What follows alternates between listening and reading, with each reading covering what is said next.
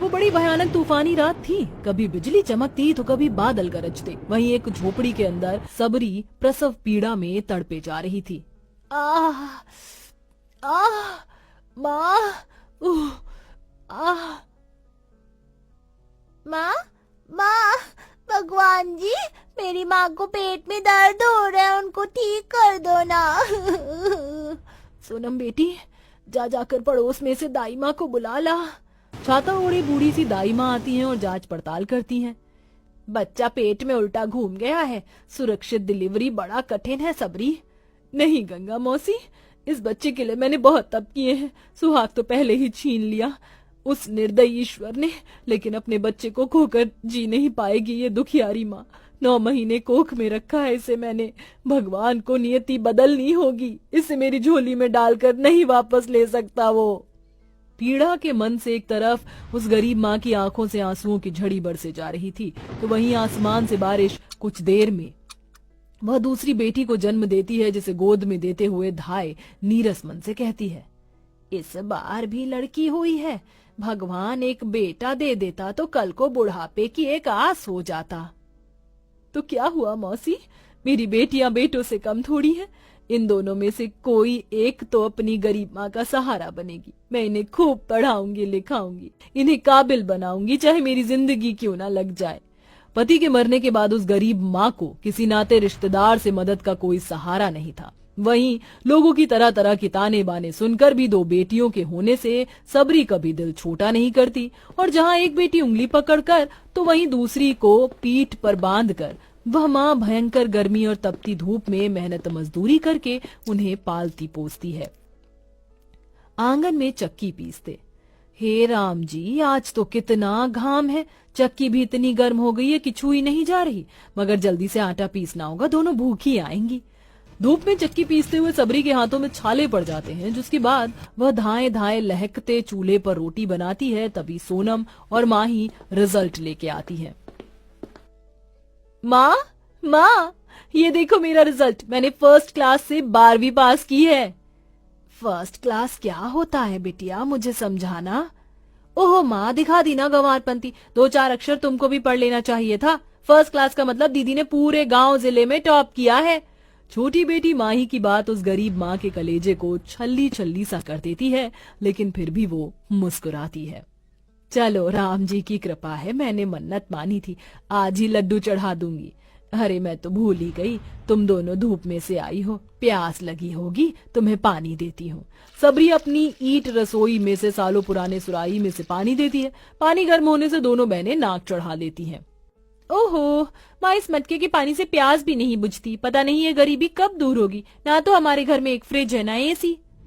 AC तो छोड़ो दीदी, एक कूलर भी नहीं, बस सालों से छत से ये खटारा पंखा लगा है, जिसमें कोई भी हमारी झोपड़पट्टी के घर में पाँव भी नहीं रखता और ना हमारे घर का एक गिलास पानी पीता है। बिटिया, तुम तो जानती हो कि तुम्हारी गरीब माँ ने किस मजबूरी से तुम्हें पाला है। मैं तो राम जी से रोज एक अर्जी मांगती हूँ कि जो खुशी तुम्हें इस मायके में नहीं मिली, वो सारे ऐशो आराम सुख सुविधा ससुराल में मिले। ऐसा ही घर देखूंगी तुम्हारे लिए। उसकी कोई जरूरत नहीं है माँ, हम दोनों ने अपने लिए लड़का चुन लिया है। गाड़ी बंगला नौकर चाकर सब है वहाँ, सुख से रहेंगी हम। तो आगे पढ़कर क्या करना है हमें। शबरी को ये बात थोड़ी खटकती तो है, लेकिन दोनों बेटियों की खुशी देखकर वह मान जाती है और सब कुछ तय तमान कर देती है। लेकिन पैसे की चिंता उस गरीब लाचार माँ को भूख प्यास भी नहीं लगती। 2 दिन इस घर में शहनाई बजनी है, मेरी दोनों बेटियों की डोली उठनी है। मेरे हाथ में एक पैसा कौड़ी नहीं। एक टक अपने घर को निहारते हुए उसे एक आशा नजर आती है। शादी के लिए घर गिरवी रखकर वह कर्ज लेकर बड़ी धूमधाम से दोनों बेटियों की विदाई करती है। लेकिन अब उस गरीब माँ का बाल बाल साहूकार के कर्ज में बिक जाता है। अपने सूने आंगन को देखकर वो बहुत रोती है। चली गई मेरी दोनों बेटियां, मुझे छोड़ गई। वहीं ससुराल में दोनों का भव्य स्वागत होता है, जहां स्वागत में दर्जनों नौकर चाकर, कोई फूल तो कोई इत्र लिए खड़े थे। हीरे की तरह चमचमाते झूमर और महलों सा ससुराल देखकर दोनों फूले नहीं समाती। बाप रे दीदी, हमारे ससुराल में कितनी चकाचौंध है। अबे धीरे बोल, वरना हमारी सासू माँ को पता लग जाएगा कि हम कितने गरीब घर से आई हैं। आओ बहू रानियों, तुम दोनों का स्वागत है। पुलकित, वेदांत, बहुओं को कमरे में ले जाओ, जोड़ा बदल लेंगी, गर्मी लग रही होगी इन्हें। चलो सोनम, तुम थक गई होगी। चलो माही। दोनों बहनें कमरे में आती हैं, जहां नर्म गद्दे का बिस्तर, सोफा, पंखा और इम्पोर्टेड एसी लगा था, जिसके चलते कमरा बर्फ जितना ठंडा था।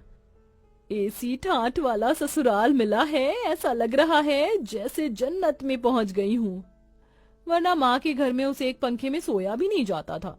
जो दोनों बेटियां अपने ससुराल की समृद्ध में मगन थीं, तो वहीं कड़ी धूप में गरीब माँ कर्ज की कीमत चुका रही थी। अरे चल चल, मुंह क्या देख रही है, जल्दी से हल चलाकर ये पूरा खेत जोत। साहूकार जी, आखिर आपकी दोनों बैल वहाँ छांव में बंधी हैं, उन्हें दे दीजिए, खेत जोत लूंगी, अकेले इतना भारी हल कैसे चलेगा। तुझको तो मदर इंडिया बनने का बड़ा शौक था, तो अब चला इसी तरह से एक एक दमड़ी वसलूंगा, वरना तेरे घर की एक एक ईंट नोच लाऊंगा और चौखट तक उखाड़ कर कर्ज चुकता करूंगा। बेबस होके कड़ी धूप में नंगे पैर से अंगारों से जलती हुई जमीन पर वह गरीब माँ खेत जोतती है। वहीं अपने अपने खेतों में काम करता किसानों का तबका उसे देखकर दया खाता बातें कर रहा था। अरे सचमुच कलयुग का जमाना है, दोनों बेटियों के लिए जिंदगी बिताती बेचारी ने देखो, शादी होते दोनों ने पल में बिसरा दिया गरीब माँ को। वही तो, अगर आज इसका एक बेटा होता तो इतना दुख नहीं भोगती बेचारी। दिन भर खेत खलियान में पसीना बहाकर सबरी सूरज डूबे अपनी झोपड़ी में आती है, जहां वह देखती है कि छत का आधा हिस्सा गिरा हुआ था। इस बात का वह बहुत दुख मनाती है। हे भगवान, अब क्या मुझ गरीब बुढ़िया से मेरी झोपड़ी भी छीन कर दर दर की ठोकर खिलवाएगा, तो इस गर्मी के मौसम में मार ही क्यों नहीं डालता।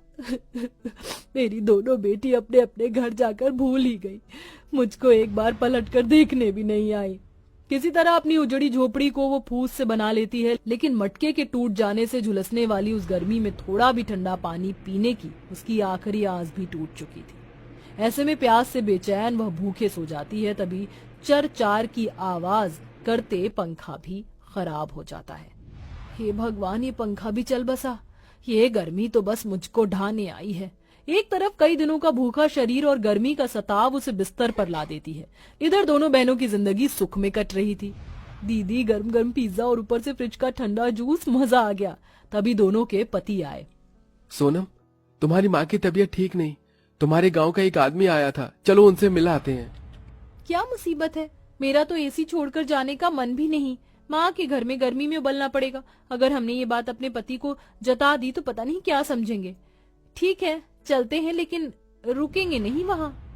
किसी तरह दोनों बेटियां बेमन से अपने गांव माँ के पास आती हैं, जहाँ घर किसी ईंट भट्टी के जितना भपका मार रहा था। अपनी दोनों बेटी दामाद को द्वार पर देखकर उस गरीब माँ की झुलसी आंखें खुशी से भर गईं। सबरी हिम्मत बांधकर बिस्तर से खांसते खांसते उठती है। अरे सोनम, माही, मेरी बेटियों आ गई तुम। दामाद जी आइए, बैठिए ना। खाट झाड़कर वह उन्हें बिठाती है, मगर दोनों बेटियां मुंह चढ़ाए खड़ी थी, मानो अब उसे लड़ पड़ेंगी। तुम दोनों बैठो ना।